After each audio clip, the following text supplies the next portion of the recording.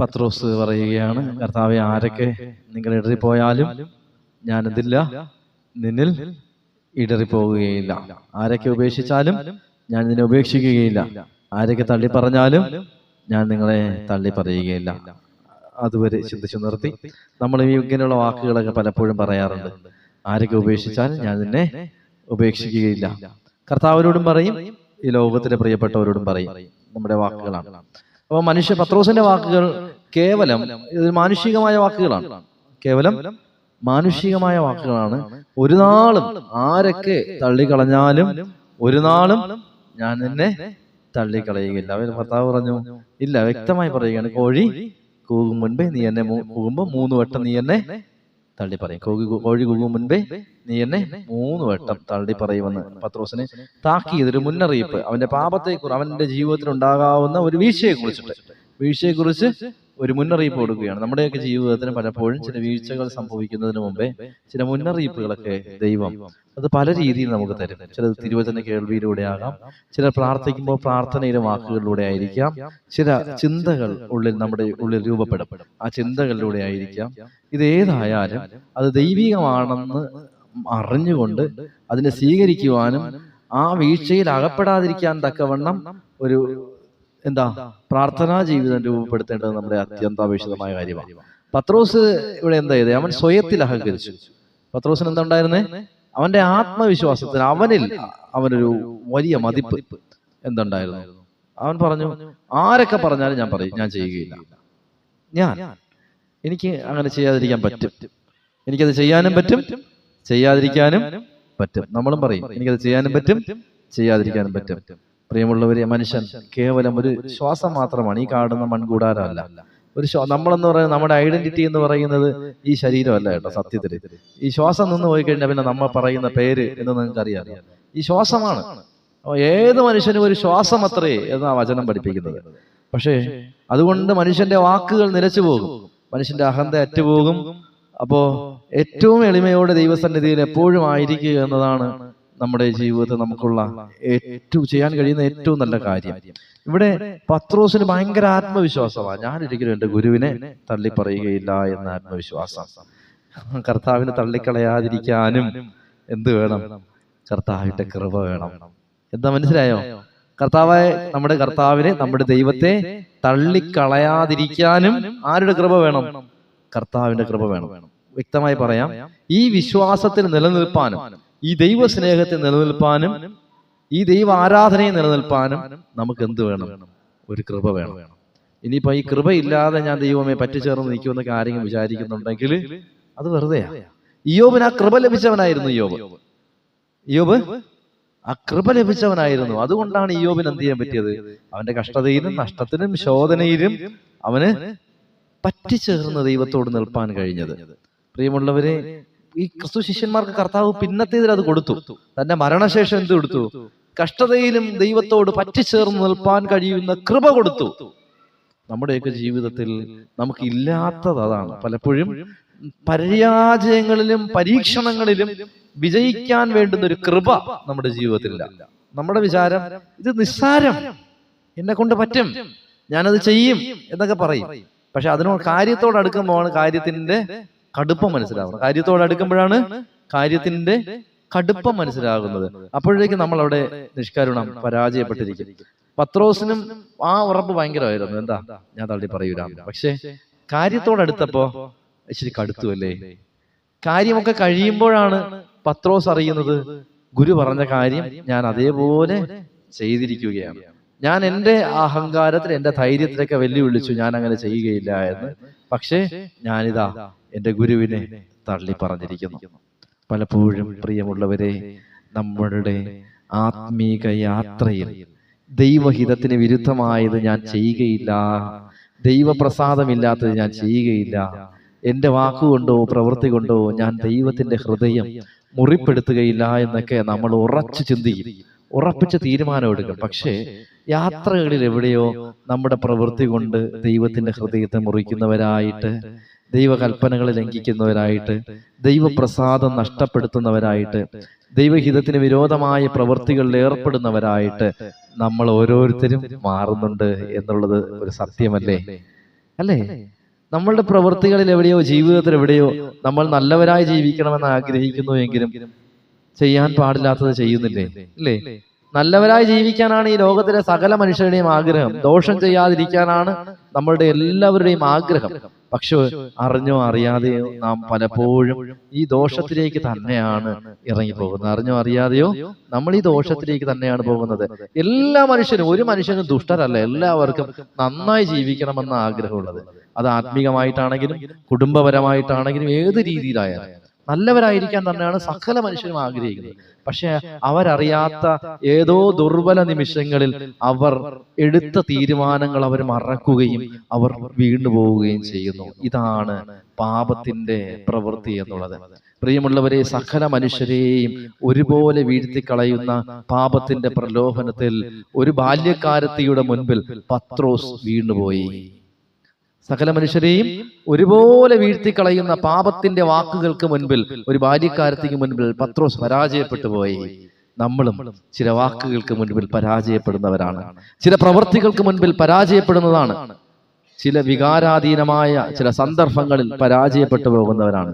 എടുത്ത തീരുമാനങ്ങളൊക്കെ കാറ്റിൽ പട്ടം പോലെ, നൂലില്ലാത്ത പട്ടം പോലെ പറന്നു പോകും. അപ്പോഴേക്കും ചെയ്യാൻ പാടില്ലാത്ത പാപത്തിന്റെ പ്രവൃത്തികളും പറയാൻ പാടില്ലാത്ത വാക്കുകളും ഒക്കെ പറന്ന് ദൈവസ്നേഹത്തിൽ നിന്ന് ഒരുപാട് ദൂരേക്ക് പോയിരിക്കും. അല്ലേ? നമ്മുടെ നാവെന്ന് പറയുന്നത് വളരെ ലളിതമായ, നമ്മുടെ കാഴ്ചയിൽ വളരെ മാർദ്ദവമേറിയ ഒരു അവയവമാണ്. പക്ഷേ അത് ചെയ്തു കൂട്ടുന്ന പ്രവൃത്തികൾ നമുക്ക് നമ്മുടെ ശരീരത്തിലെ പലതിനെയും ചങ്ങലക്കിടാൻ പറ്റും, പലതിനും കടിഞ്ഞാടാൻ പറ്റും. കെട്ടിവെക്കാൻ പറ്റാത്തൊരൊറ്റ സാധനം ഈ നാക്ക. പത്രോസ് വിചാരിച്ചു, എനിക്ക് എന്റെ നാക്കിനെ നിയന്ത്രിക്കാൻ പറ്റും, എനിക്ക് എന്റെ വാക്കിനെ നിയന്ത്രിക്കാൻ പറ്റും. പക്ഷെ പത്രോസിന് പറ്റിയോ? പറ്റിയില്ല. ഒരു പെൺകുട്ടി വന്ന് പറയുകയാണ്, ഇവനും അവനോടുകൂടെയുള്ളവൻ. പത്രോസ് അങ്ങനെ ഒരു വാക്കൊരിക്കലും അവന്റെ ജീവിതത്തിൽ കേൾക്കുമെന്ന് അവൻ ചിന്തിച്ചിരുന്നില്ല. അവൻ ചിന്തിക്കാത്തൊരു വാക്ക് കേട്ടപ്പോൾ, അവൻ പ്രതീക്ഷിക്കാത്തൊരു ശബ്ദം അവന് നേരെ വന്നപ്പോൾ, അവൻ കാണാത്തൊരു പെൺകുട്ടിയുടെ വിരൽ അവന് നേരെ ചൂണ്ടപ്പെട്ടപ്പോൾ അവൻ ആക്രോശിച്ച് പറഞ്ഞു, ഓ ശല്യം, ഈ മനുഷ്യനെ ഞാൻ അറിയുന്നില്ല. ഒരു വട്ടമല്ല പത്രോസ് പറഞ്ഞത്, 3 വട്ടം അവൻ കർത്താവിനെ തള്ളി പറഞ്ഞു. പ്രിയമുള്ളവരെ, നമ്മളുടെ ജീവിതത്തിൽ നോക്കിയാൽ 3 അല്ല, 30 അല്ല, 30,000 അല്ല, 3 ലക്ഷത്തിലധികം പ്രാവശ്യം നമ്മൾ ഈ കർത്താവിന്റെ സ്നേഹത്തിൽ നകന്നു പോയിട്ടുണ്ട്. നമ്മുടെ കർത്താവ് കരുണാമയനായതുകൊണ്ട് നമുക്ക് ഈ സ്നേഹത്തിൽ നിൽക്കാൻ കഴിയുന്നുള്ളതാണ്. അതുകൊണ്ട് പ്രിയമുള്ളവരെ, എപ്പോഴും നമ്മൾ മനസ്സിലാക്കുക, നാം പ്രാർത്ഥനയോടെയാണെങ്കിൽ മാത്രമേ വാക്കുകൊണ്ട്, പ്രവൃത്തി കൊണ്ട് ദൈവസ്നേഹത്തെ മുറിച്ചു കളയാതെ വണ്ണം ജീവിക്കാൻ നമുക്ക് കഴിയുകയുള്ളൂ. ഇനി അങ്ങനെ മുറിച്ചു കളഞ്ഞവരാണെങ്കിലും കർത്താവിന്റെ പക്കൽ എനിക്കും നിങ്ങൾക്കുമുള്ള കരുണയുണ്ട്. നമ്മുടെ ജീവിതത്തിൽ വാക്കുകൊണ്ട്, പ്രവൃത്തി കൊണ്ടോ ഈ സ്നേഹത്തെ മുറിച്ചു കളഞ്ഞു, തള്ളി പറഞ്ഞവരാണ്, ഉപേക്ഷിച്ചവരാണ്, സ്നേഹത്തിന് പുറന്നു കളഞ്ഞവരാണ്. പക്ഷെ കർത്താവിന്റെ പക്കൽ നിങ്ങൾക്ക് കരുണയുണ്ട് എന്നുള്ളതാണ്. തുടർന്ന് അടുത്ത ഭാഗത്തിലേക്ക് നമ്മൾ കടക്കുകയാണ്. ഇവിടെ ഈ ഭാഗത്തിന്റെ സംക്ഷിപ്തം ഞാൻ നിങ്ങളെ ഓർമ്മിപ്പിക്കുന്നു. പ്രിയമുള്ളവരെ, നമുക്കായിട്ട് ഒന്നും ചെയ്യാൻ കഴിയില്ല. നമുക്കായിട്ട് ഒന്നും ചെയ്യാൻ കഴിയില്ല. ഒരു വാക്ക് പറയില്ല എന്ന് പറഞ്ഞാൽ അത് നമ്മൾ പറയും, അതുപോലും നിയന്ത്രിക്കാൻ നമുക്ക് പറ്റുകയില്ല. മനസ്സിലായില്ലേ? ഒരു വാക്ക് പറയില്ല എന്ന് നിങ്ങൾ ഉറച്ചു തീരുമാനിച്ചതാണ്, പക്ഷെ അത് നിങ്ങൾ പറയും. പത്രോസ് തീരുമാനിച്ചു, അവൻ പറഞ്ഞു, അവൻ ചെയ്തു. നമ്മൾ ഒരുപാട് തീരുമാനിച്ചിട്ടുണ്ട്, നമ്മൾ ചെയ്തിട്ടുണ്ട്. ദൈവത്തെ കൂടാതെ നമുക്കൊന്നും ചെയ്യുവാൻ കഴിയില്ല. ഇതിവിടെ ഈ 1-ാമത്തെ ഭാഗത്തിൽ മനസ്സിലായിക്കൊള്ളുക. ഞാൻ എന്റെ സ്വന്തം അഹങ്കാരത്തിൽ ഞാനത് ചെയ്യില്ല എന്ന് പറഞ്ഞാൽ നാം ചെയ്യും. കർത്താവിനെ കൂട്ടിയിട്ട് പറയാം, ദൈവകൃപയാൽ ഞാനത്, അതല്ലേ നമ്മൾ ഇവിടുത്തെ ഉടമ്പടി എടുക്കുമ്പോൾ എന്താ പറയുന്നത്? ദൈവകൃപയാൽ ഞാൻ ചെയ്യും. നിങ്ങൾ ഈ പൈതൃക ദൈവഭവനം കൊടുക്കുമെന്നും ദൈവസ്നേഹത്തിൽ വളർത്തുമെന്ന് നിങ്ങൾ വാഗ്ദാനം ചെയ്യുന്നുവോ? അപ്പൊ തിരിച്ചെന്താ പറയുന്നത്? ഞാൻ ചെയ്യും എന്നാണോ? ദൈവകൃപയാൽ ഞാൻ ചെയ്യും. നമുക്കത് ചെയ്യാൻ പറ്റും. ദൈവകൃപ ഉണ്ടെങ്കിലേ നമുക്ക് ചെയ്യാൻ പറ്റും. അതുകൊണ്ട് ഈ ആളുകളിൽ അനന്തമായ ദൈവകൃപയിൽ ആശ്രയിപ്പാൻ കഴിയണം. 2-ാമത്തെ ഭാഗത്തിലേക്ക് കടക്കുകയാണ്. മർക്കോസ് 14:32 വാക്യത്തിലേക്ക് കടന്നു ചെല്ലുമ്പോൾ അവർ ഗത്സമനിയിലേക്ക് കടന്നു ചെന്നിരിക്കുകയാണ്.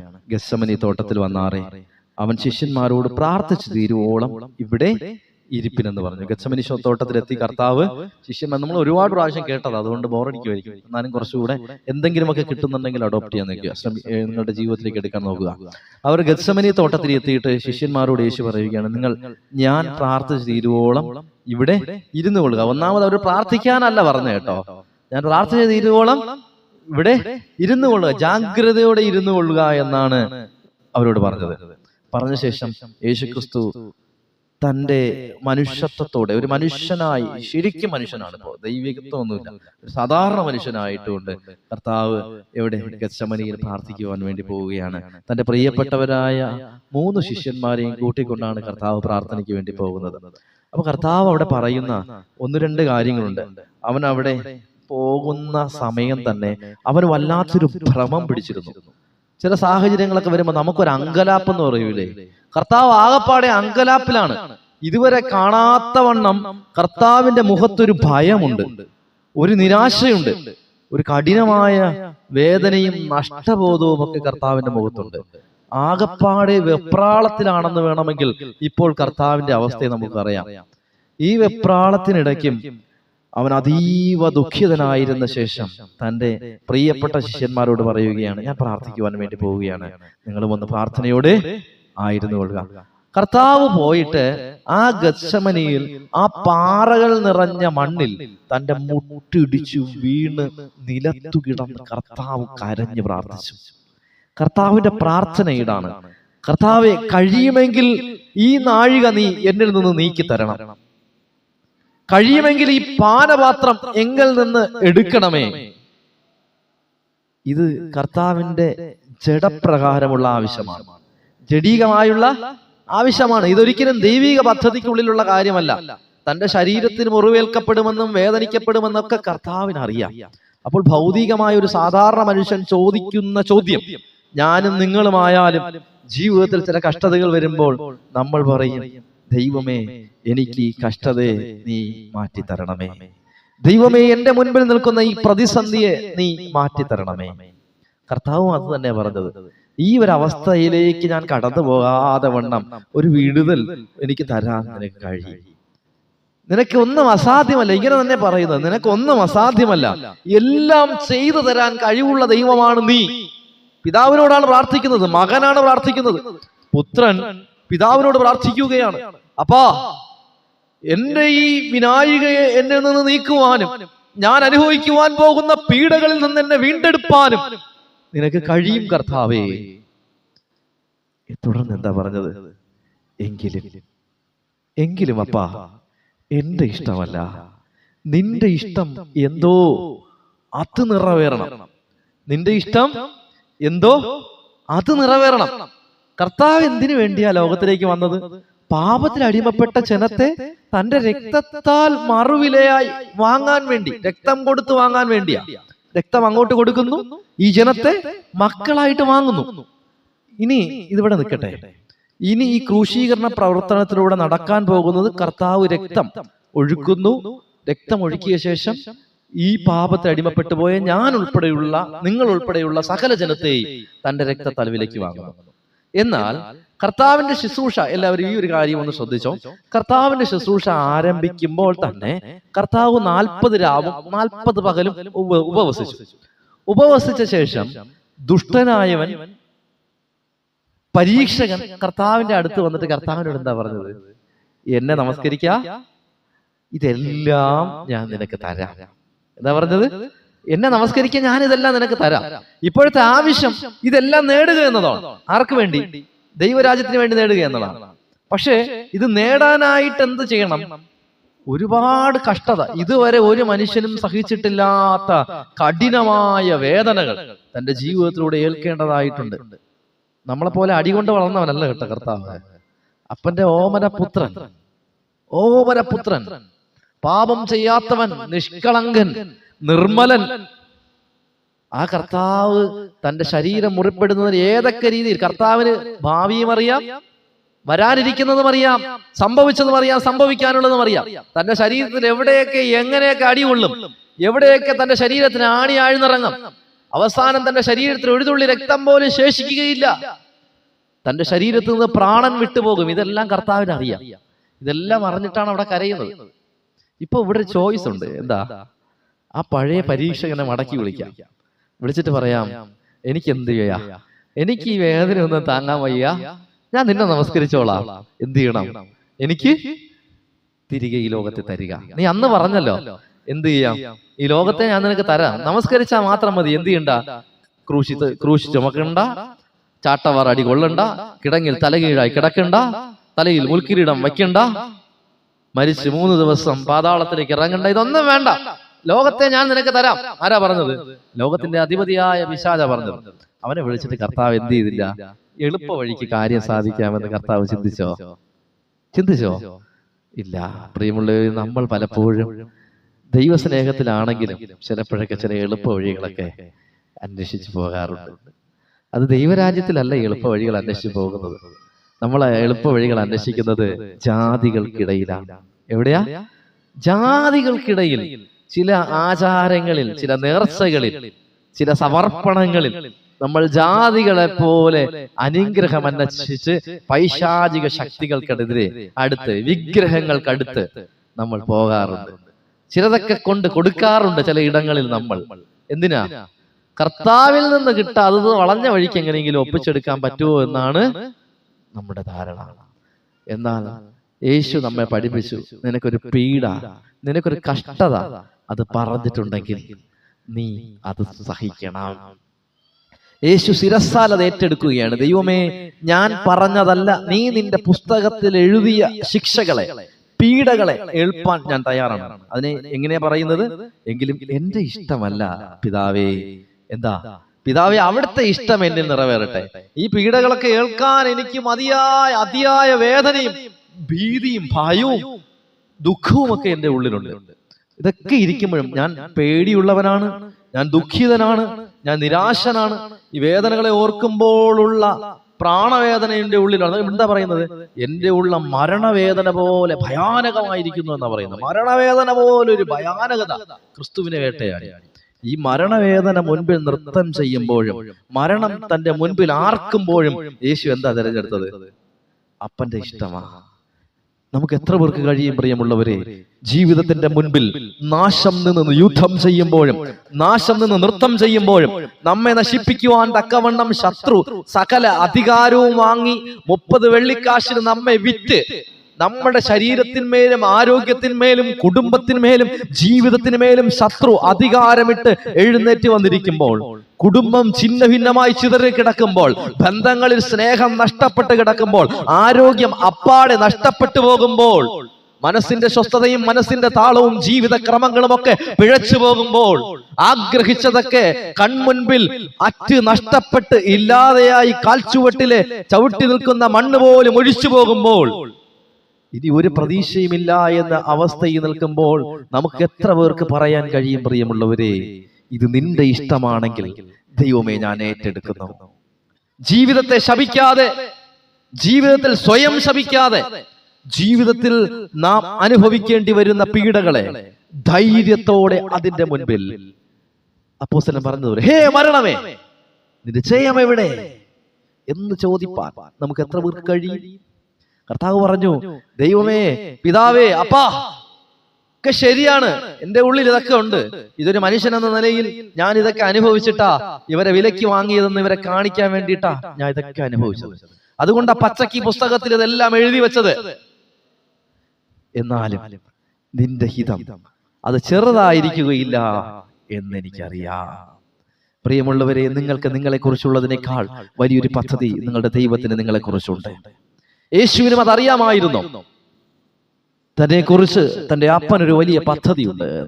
താൻ 3 നാൾ, അതിലൊരു ദിവസം അതികഠിനമായ പീഡകളും ബാക്കിയുള്ള ദിവസം തന്റെ ശരീരത്തിൽ നിന്ന് ആത്മാവ് വിട്ടുള്ള അനുഭവവും തന്റെ ജീവിതത്തിലൂടെ കടന്നു പോയാലും, താൻ പൂർണ്ണമായി ശത്രുവിന്റെ കയ്യിൽ ഏൽപ്പിച്ചു കൊടുക്കപ്പെട്ടാലും തനിക്കൊരു മാറ്റത്തിന്റെ അനുഭവം ഉണ്ടെന്ന് ക്രിസ്തുവിന് നന്നായിട്ട് അറിയാമായിരുന്നു. ക്രിസ്തു വിട്ടുകൊടുത്തു. അപ്പനോട് പറഞ്ഞു, നിന്റെ ഹിതം മതിയപ്പാ, എന്റെ ഹിതം വേണ്ട കർത്താവേ. എങ്ങനെയാ? നിന്റെ ഹിതം പോലെ എന്നെ നിത്യം നടത്തിയിടണമേ. എന്റെ ഹിതം പോലെയല്ലേ എൻ പിതാവേ എന്നെ ഹോയി. നിന്റെ ഹിതം പോലെ എന്നെ നിത്യം നടത്തിയിടണമേ. തീടേണമേ. ഒരു ദൈവ പൈതലിന് അവന്റെ ജീവിതത്തിൽ ഏറ്റവും അത്യാവശ്യം വേണ്ട ഒരു ഗുണത്തെ ക്രിസ്തു ഇവിടെ പഠിപ്പിച്ചിട്ട് പോവുകയാണ്. ഒന്നാമത്തെ ഗുണം എന്നത് സ്വയത്തിൽ ആശ്രയിക്കരുത്, യഹോവയിൽ ആശ്രയിക്കണം. യഹോവയിൽ ആശ്രയിച്ചില്ല എങ്കിൽ നമ്മൾ വീണു പോകും. രണ്ടാമത് നമ്മെ ഇവിടെ പഠിപ്പിച്ച പാഠം എന്നത്, പ്രിയമുള്ളവരെ, നമ്മൾ നമ്മുടെ ഹിതങ്ങൾക്കനുസരിച്ച് നമ്മുടെ പീഡകളെ ദൈവത്തോട് മാറ്റി തരണമെന്ന് പറയേണ്ടവരല്ല. ദൈവമേ, നീ ഇന്നതൊക്കെ എനിക്ക് ചെയ്തു തരണമെന്ന് നാം ദൈവത്തോട് ആജ്ഞാപിക്കേണ്ടവരല്ല. ദൈവത്തിന്റെ സന്നിധിയിൽ ഇരുന്നിട്ട് കഷ്ടതയുടെ മധ്യേ, കണ്ണുനീരിന്റെ മധ്യേ, പ്രയാസത്തിന്റെ മധ്യേ, രോഗത്തിന്റെ മധ്യേ, തകർച്ചയുടെ മധ്യേ ദൈവത്തോട് പറയണം, ദൈവമേ, ഇത് നിന്റെ പദ്ധതിയാണ് എങ്കിൽ ഇത് സ്വീകരിപ്പാൻ ഞാൻ തയ്യാറാണ്. ദൈവമേ, ഇതിനും അപ്പുറത്ത് നീ എന്നെ കുറിച്ച് കാണുന്ന പദ്ധതി എന്താണോ അതും സ്വീകരിപ്പാൻ ഞാൻ തയ്യാറാണ്. ഇതിനും അപ്പുറത്ത് കഷ്ടതയാണെങ്കിൽ അതും സ്വീകരിപ്പാൻ ഞാൻ തയ്യാറാണ്. കർത്താവേ, മരണം വരെ ഞാൻ കഷ്ടത അനുഭവിക്കേണ്ടവനാണെങ്കിൽ ആ മരണത്തിലും കഷ്ടത സ്വീകരിപ്പാൻ ഞാൻ തയ്യാറാണ്. കാരണം മരണത്തിനും അപ്പുറത്ത് എനിക്കൊരു ജീവകിരീടം നീ ഒരുക്കിയിട്ടുണ്ട് എന്നെനിക്കറിയാം. ഞാൻ മരിച്ചാലും എന്നെ ഒരിക്കലും മരിക്കാത്തവനാക്കുന്ന അത്യന്ത ശക്തി നിന്റെ മേലുണ്ടെന്ന് എനിക്കറിയാം ദൈവമേ. അതുകൊണ്ട് നിന്റെ ഹിതം മാത്രം മതിയപ്പാ. എന്റെ മരണശൈലിയിൽ എന്റെ പ്രിയപ്പെട്ടവരെന്നെ വിട്ടുപോയി. എന്റെ ആരോഗ്യം നഷ്ടപ്പെട്ടപ്പോൾ എന്റെ പ്രിയപ്പെട്ടവരെന്നെ വിട്ടുപോയി. എന്റെ സമ്പത്ത് നഷ്ടപ്പെട്ടപ്പോൾ എന്റെ സുഹൃത്തുക്കൾ എന്നെ വിട്ടുപോയി. എന്തൊക്കെ ആയിക്കൊള്ളട്ടെ, എല്ലാം നഷ്ടപ്പെട്ടാലും എന്നെ കൈവിടാത്തൊരു സ്നേഹമാണ് നീ എന്ന് ഞാൻ അറിയുന്നു. അതുകൊണ്ട് അപ്പാ, നിന്റെ ഹിതം മതി, നിന്റെ ഹിതം മാത്രം മതി. കർത്താവ് തന്നെ ഏൽപ്പിച്ചു കൊടുത്തു. എന്തായിരുന്നു പരിണിതഫലം? അവർ വലിയ ആഘോഷമായത് കൊണ്ടാടിയെന്നേ. അവരത് ആഘോഷിച്ചു, നല്ലവണ്ണം ആഘോഷിച്ചു. കല്ലുരുട്ടി വെച്ചു, നമ്മൾ മുൻപേ ചിന്തിച്ചതുപോലെ. വലിയൊരു സൈന്യത്തെ കാവൽ നിർത്തി, ഒക്കെ ഭേദിച്ച് കർത്താവ് മടങ്ങി വന്നു എന്നേ. ദൈവഹിതത്തിന് ഏൽപ്പിച്ചു കൊടുക്കുന്ന ഒരു ദൈവ പൈതലാണ് ഞാനും നിങ്ങളുമെങ്കിൽ, ശത്രു ഉരുട്ടി വയ്ക്കുന്ന കല്ലുകളെ ഭേദിപ്പാനും, ശത്രു കെട്ടിവെക്കുന്ന ഒരു വലിയ സൈന്യത്തെ പരാജയപ്പെടുത്തുവാനും, തന്റെ പ്രഭ കൊണ്ട് സകല തിന്മകളെയും ചെയ്യിപ്പാനും തക്കവണ്ണമുള്ളൊരു ശക്തി ദൈവം നമുക്ക് ഓരോരുത്തർക്കും തരും. നമുക്ക് ഓരോരുത്തർക്കും ഒരു പതനമുണ്ടെങ്കിൽ പ്രിയമുള്ളവരെ നിങ്ങൾ ഓർത്തുകൊള്ളണം, ഒരു ഉത്ഥാനവുമുണ്ട്. ഒരു തകർച്ചയുണ്ടെങ്കിൽ പ്രിയമുള്ളവരെ നിങ്ങൾ ഓർത്തുകൊള്ളണം, നിങ്ങൾക്ക് വേണ്ടി ഒരു ഉയർച്ചയുമുണ്ട്. അതുകൊണ്ടാ പാട്ടുകാരിങ്ങനെ പാടിയത്, താഴ്ചയിലെനിക്കവൻ തണലേകി താങ്ങി എന്നെ വീഴ്ചയിൽ മഴി നടത്തി തുടച്ചെന്റെ കണ്ണുനീർ പൊൻകരത്താ തുടിക്കുന്നൻ മനം സ്വർഗ സന്തോഷത്താ തുടച്ചെന്റെ കണ്ണുനീർ പൊൻകരത്താ തുടിക്കുന്നൻ മനം സ്വർഗ സന്തോഷത്താൽ. ജീവിതത്തിന്റെ താഴ്ചയുടെ മധ്യേ, തകർച്ചയുടെ മധ്യേ, പരാജയത്തിന്റെ മധ്യേ കരഞ്ഞു കലങ്ങി ദൈവപ്രസാദത്തിന് വേണ്ടി കാത്തിരിക്കുന്ന എന്റെയും നിങ്ങളുടെയും അടുത്തേക്ക് സ്വർഗസ്ഥനായ ദൈവം ഇറങ്ങി വരും. പാട്ടുകാരൻ പറഞ്ഞതുപോലെ അവിടുന്ന് നമ്മുടെ കണ്ണുനീരുകളെ തുടയ്ക്കും. ആരും കാണാത്തൊരു ഉയർച്ച ദൈവം നമുക്ക് തരും. അത് നമ്മൾ സ്വപ്നം കാണും പോലെയല്ല, നമ്മൾ പറയുന്നത് പോലെയല്ല, നമ്മൾ ചിന്തിക്കുന്നത് പോലെയല്ല. നമ്മുടെ ജീവിതത്തെ അനുഗ്രഹമാക്കി മാറ്റുന്നൊരു ദൈവമുണ്ട്. രണ്ട് കാര്യങ്ങൾ അവസാനിപ്പിക്കട്ടെ. ഒന്ന്, ദൈവത്തിന്റെ കൃപയ്ക്ക് വേണ്ടി നാം പ്രാർത്ഥിക്കുന്നവരായിരിക്കണം. രണ്ട്, ഏത് വലിയ കഷ്ടതയിലും ദൈവഹിതം തിരിയുന്നവരായി നമ്മൾ മാറണം. ഒരു കഷ്ടതയും നമ്മുടെ നാശത്തിനായിട്ടല്ല. ഒരു കഷ്ടതയ്ക്ക് നമ്മെ നശിപ്പിക്കുവാൻ കഴിയുകയില്ല. കഷ്ടത, ഏത് വലിയ കഷ്ടതയിൽ നിന്നും കരം പിടിച്ച് നമ്മെ ഉയർത്തുവാൻ കഴിവുള്ളൊരു ദൈവം നമുക്കുണ്ട്. വലിയ കഷ്ടതകൾ, വലിയ തിരമാലകൾ ജീവിതത്തിൽ ആഞ്ഞടിക്കുമ്പോൾ നിങ്ങൾ ഓർമ്മിച്ചോണം, കടൽ മീതെ നടന്നവനാണ് എന്റെയും നിങ്ങളുടെ ദൈവം. കടലിന്റെ ആഴങ്ങൾ നിങ്ങൾ താന്നു പോയാലും നിങ്ങൾ ഓർമ്മിച്ചു കൊള്ളണം, ഈ ആഴങ്ങളിൽ നിന്ന് കരം പിടിച്ച് ഉയർത്തിക്കൊണ്ടുവരുവാൻ കഴിവുള്ളവനാണ് നമ്മുടെ ദൈവം. അതുകൊണ്ട് ഒരു കടലിനോ, ഒരാഴത്തിനോ, ഒരു തിരക്കോ, ഒരു കാറ്റിനോ, ഒരു ദുഃഖത്തിനോ, ഒരു രോഗത്തിനോ, ഒരു നാശത്തിനോ, ഒരു കടബാധ്യതയ്ക്കോ, ഒരു പ്രതിസന്ധിക്കോ, ഒരു കുടുംബ കലഹത്തിനോ, ഒരു ഛിദ്രത്തിനോ എന്നെയോ നിങ്ങളെയോ ഈ ദൈവസ്നേഹത്തിൽ അകറ്റാനോ നശിപ്പിക്കാനോ തകർക്കുവാനോ കഴിയുകയില്ല. കാരണം ഇതിനൊക്കെ മീതെ വലിയവനായൊരു ദൈവം നമുക്കുണ്ട് ഈ നാളുകളിൽ. അതുകൊണ്ട് പ്രിയമുള്ളവരെ, ആ വലിയവനായ ദൈവത്തിന്റെ ഹിതത്തിന് വേണ്ടി നമ്മെ ഏൽപ്പിച്ചു കൊടുക്കുക. അല്പകാലത്തെ കഷ്ടം, അത് ഒരുപക്ഷെ അത് നമ്മുടെ ജീവിതത്തിലെ കൂടുതൽ ഉയർച്ചയ്ക്ക് വേണ്ടിയുള്ളതാണ്. പരീക്ഷ സഹിക്കുന്നവൻ മനുഷ്യൻ ഭാഗ്യവാൻ, അവൻ കൊള്ളാകുന്നവനായി തിരഞ്ഞ ശേഷം അവന് വേണ്ടി ദൈവം കർത്താവ് ഒരുക്കിയിരിക്കുന്ന നന്മകൾ അവൻ പ്രാപിക്കുമെന്നാണ് പറയുന്നത്. അതുകൊണ്ട് പരീക്ഷ നല്ലത് തന്നെയാണ്. ആ പരീക്ഷയ്ക്കും അപ്പുറത്തൊരു വലിയ നന്മ ആര് കണ്ടിട്ടുണ്ട്? കർത്താവ് കണ്ടിട്ടുണ്ട്. പരീക്ഷ എഴുതുന്നവനെ എന്തുള്ളൂ? വിജയവും ഉയർച്ചയുള്ളൂ. പരീക്ഷ 10ാം ക്ലാസ് വെച്ച് ഞാൻ പരീക്ഷ എഴുതാൻ തീരുമാനിച്ച അവന്റെ ക്വാളിഫിക്കേഷൻ 10ാം ക്ലാസ് വരെയാ. പിന്നെയും പിന്നെ എഴുതിക്കൊണ്ടിരുന്നാൽ അവന്റെ ക്വാളിഫിക്കേഷൻ വർദ്ധിച്ചുകൊണ്ടേയിരിക്കും. നിങ്ങളുടെ ജീവിതത്തിൽ നിരന്തരമായ പരീക്ഷകൾ ഉണ്ടെങ്കിൽ നിങ്ങളുടെ ആത്മീക ജീവിതത്തിനും ഭൗതിക ജീവിതത്തിനും കർത്താവ് ഉയർച്ചകളെ അനുഗ്രഹങ്ങൾ തന്നുകൊണ്ടേയിരിക്കും. അത് പ്രാപിപ്പാൻ സർവ്വശക്തനായ ദൈവം നമ്മെ ഓരോരുത്തരെയും അനുദിനം ശക്തീകരിക്കട്ടെ. കേട്ട വചനങ്ങൾ അല്പം പോലും നഷ്ടപ്പെടാതെ നിങ്ങളുടെ ജീവിതത്തിന്റെ പ്രതിസന്ധികൾ നിങ്ങൾക്ക് അനുഗ്രഹമായി മാറട്ടെ എന്ന് പ്രാർത്ഥിക്കുന്നു. ദൈവം തന്നെ പരിശുദ്ധാത്മാവിനെ ഇടവരുത്തട്ടെ. ആമേൻ. നമുക്ക് പ്രാർത്ഥിക്കാം. എല്ലാവർക്കും ദൈവസന്നിധിയിലേക്ക് നമ്മെ തന്നെ ഏൽപ്പിച്ചു കൊടുക്കാം. പൂർണ്ണമായി ഒരു നിമിഷം കർത്താവിന്റെ കരങ്ങളിലേക്ക് നമ്മെ തന്നെ ഏൽപ്പിച്ചു കൊടുക്കാം. കർത്താവിന്റെ സന്നിധിയിൽ കണ്ണുകളെ അടച്ചുകൊണ്ട് നമുക്കിങ്ങനെ പാടാം.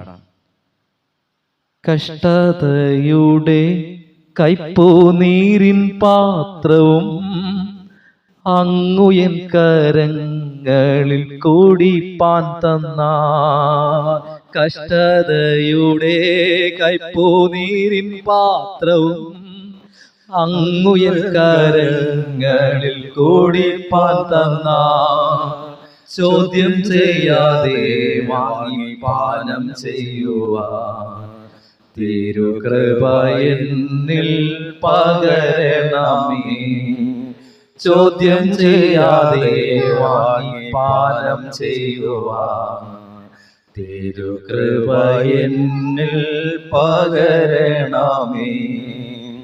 എന്റെ ഹിതം പോലെ നടത്തരുതേ, തിരുഹിതം പോലെ നയിക്കണമേ. എന്റെ ഹിതം പോലെ നടത്തരുതേ, തിരുഹിതം പോലെ നയിക്കണമേ. ജീവിതപാതയിൽ പതറിടാതെ സ്വർഗഭവനത്തിലെത്തോളവും ജീവിതപാതയിൽ പതറിടാതെ സ്വർഗഭവനത്തിലെത്തോളവും ആപത്തു വേളകളിൽ ആനന്ദവേളകളിൽ ആകലാത്ത യേശുവേ അങ്ങയുടെ പാദം കുമ്പിടുന്നു ഞാൻ. ആകലാത്ത യേശുവേ അങ്ങയുടെ പാദം കുമ്പിടുന്നു ഞാൻ. ഹല്ലേലൂയ. പരിശുദ്ധ ദൈവമേ, സ്വർഗീയ രാജാവേ, അങ്ങ് ഞങ്ങളെ കേൾപ്പിച്ച വചനത്തിനായി സ്തോത്രം. ദൈവമേ, ഞങ്ങൾ സ്വയത്തിൽ അഹങ്കരിക്കുന്നവരായിട്ടല്ല, എന്തും ദൈവകൃപയാൽ അതെനിക്ക് കഴിയും. എന്റെ ദൈവം എനിക്കത് സാധ്യമാക്കി തരുമെന്ന് പറയുവാനും ഞങ്ങളുടെ ജീവിതത്തിലെ ഏറ്റവും ചെറിയ കാര്യത്തിനും വലിയ കാര്യത്തിനും ദൈവത്തിന്റെ കൃപ അന്വേഷിക്കുന്നവരായി, ദൈവത്തിന്റെ സഹായം അന്വേഷിക്കുന്നവരായി ഈ നാളിൽ രൂപപ്പെടുവാനും അവിടെ ഞങ്ങൾ ശക്തീകരിക്കണമേ. ഒരുപക്ഷെ ഞങ്ങൾക്ക് കഴിയുന്ന കാര്യങ്ങളായിരിക്കാം, എന്നാൽ അത് ഞാൻ എൻ്റെ കഴിവ് കൊണ്ടല്ല, ദൈവത്തിന്റെ കൃപ കൊണ്ട് ചെയ്തു എന്ന് പറയുവാൻ തക്കവണ്ണം, ആ കൃപ തന്നത് ദൈവമാണെന്ന് പറയുവാൻ തക്കവണ്ണം, അത് അപ്രകാരം ആ സത്യത്തെ അംഗീകരിപ്പാൻ ഞങ്ങളെ ശക്തീകരിക്കണമേ. രണ്ട് കർത്താവേ, ഞങ്ങളുടെ ജീവിതത്തിൽ നിരവധി കഷ്ടതകളുണ്ട്. ഞങ്ങളുടെ സന്നിധിയിലായിരിക്കുന്ന ഈ മക്കൾ ഒരു കഷ്ടതയല്ല കർത്താവേ, രണ്ട് കഷ്ടതയല്ല കർത്താവേ, ജീവിതത്തിലെ ദീർഘകാലങ്ങൾ കൊണ്ട് ഒന്ന് മാറി ഒന്നിനു പുറകെ പലതായി അവരനുഭവിക്കുന്ന കഷ്ടതകൾ. എന്നാൽ തിരിഞ്ഞു നോക്കുമ്പോൾ കർത്താവെ, അവൾ കടന്നു വന്ന പല കഷ്ടതകളെയും ജയിപ്പാനുള്ള ശക്തി അവർക്ക് കൊടുത്തു. ആ കഷ്ടതകൾക്ക് മേലും ജയം കൊടുത്തു. ആ കഷ്ടത നീങ്ങിപ്പോയി. എന്നാൽ പുതിയൊരു കഷ്ടത അവരുടെ ജീവിതത്തിലുണ്ട്. കർത്താവെ, ദൈവസന്നിധിയെ ദീർഘകാലങ്ങൾ കൊണ്ട് കണ്ണുനീരോടെ, ദൈവമേ, എൻ്റെ ഈ കഷ്ടത മാറ്റി തരണമേ, എൻ്റെ ഈ കടഭാരം മാറ്റി തരണമേ, എൻ്റെ ഈ രോഗം മാറ്റി തരണമേ, എൻ്റെ ഈ ആഗ്രഹത്തെ നിവർത്തിച്ചു തരണമേ, എൻ്റെ ഈ കണ്ണുനീര് തുടയ്ക്കണമേ, എൻ്റെ കുടുംബത്തെ സ്വസ്ഥമാക്കി മാറ്റണമേ എന്നൊക്കെ പ്രാർത്ഥിക്കുന്ന ഈ പ്രിയപ്പെട്ടവരുടെ പ്രതിസന്ധികൾ ദൈവകരങ്ങളിലേക്ക് സമർപ്പിക്കുന്നു. ദൈവമേ, മനുഷ്യന്റെ ശരീരത്തിൽ അവനായിരിക്കുമ്പോൾ അവൻ അനുഭവിക്കുന്ന ഹൃദയ പീഡനങ്ങളും ശാരീരിക പീഡകളും അങ്ങ് നന്നായി മനസ്സിലാക്കിയെന്ന് തിരുവചനം ഞങ്ങളെ ഓർപ്പിക്കുന്നു. അതുകൊണ്ട് ഈ മക്കളുടെ കണ്ണുനീരും ഹൃദയവേദനയും ശരീരത്തിന്റെ വേദനകളും ദൈവത്തിന് അറിയാം. പൊതുസമൂഹത്തിൽ അവർ അനുഭവിക്കുന്ന വേദനകൾ ദൈവത്തിന് അറിയാം. കർത്താവേ, കരുണ തോന്നി അവിടുത്തെ കൃപയാൽ അവരുടെ ബലഹീനതകളെ മാറ്റി അവർ തോറ്റുകിടക്കുന്ന പരീക്ഷാക്കളങ്ങളിൽ ജയത്തെ നൽകി, ഒരു ഉത്ഥാനത്തെ നൽകി ഒരു ഉയർച്ചയെ നൽകി ഇവരെ അനുഗ്രഹമാക്കി മാറ്റണമെന്ന് പ്രാർത്ഥിക്കുന്നു. അങ്ങയുടെ ദൈവസ്നേഹത്തിൽ നിന്ന് വിട്ടുമാറാതെ അങ്ങയുടെ പറ്റുചേർന്ന് ജീവിപ്പാനുള്ള ശക്തി കൊടുക്കണമേ. എന്തിനും ഏതിനും എന്റെ ഹിതമല്ല ദൈവമേ, നിന്റെ ഹിതം മാത്രം മതി എന്ന് പറയുക. ഏത് വലിയ കഷ്ടതയുടെ നടുവിലും ദൈവമേ, നിർബന്ധമുള്ളവരായിട്ടല്ല, എന്നെ അനുഗ്രഹിക്കണമേ കർത്താവെ. അത് ഏതാണോ അങ്ങയുടെ ഹിതം, അപ്രകാരം മതി എന്ന് പറയുക ഇവരെ പ്രാപ്തരാക്കണമേ. അടിയങ്ങളെയും അപ്രകാരം പ്രാപ്തരാക്കണമേ. കർത്താവായ യേശുക്രിസ്തുവിൻ നാമത്തിൽ അപേക്ഷിക്കുന്നു. പുതിയ തീരുമാനങ്ങളോടെ, പുതിയ ചിന്തകളോടെ വചനത്തിൽ ജീവിക്കുന്നവരാക്കി ഇവരെ മടക്കി അയക്കണം. യേശുക്രിസ്തുവിൻ നാമത്തിന്റെ പിതാവേ, ആമേൻ. ആശീർവാദം. സകല ബുദ്ധിയും കവിയുന്ന ദൈവസമാധാനം നിങ്ങളുടെ ഹൃദയങ്ങളെയും മനസ്സുകളെയും ക്രിസ്തുയേശുവിൽ കാക്കട്ടെ. പിതാവും പുത്രനും പരിശുദ്ധാത്മാവുമായ ത്രിയേക ദൈവത്തിന്റെ അനുഗ്രഹവും കാവലും എല്ലായ്പ്പോഴും കൂടെ ഉണ്ടായിരിക്കുമാറാകട്ടെ. ആമേൻ. അനുഗ്രഹത്തോടെ ഇപ്പോൾ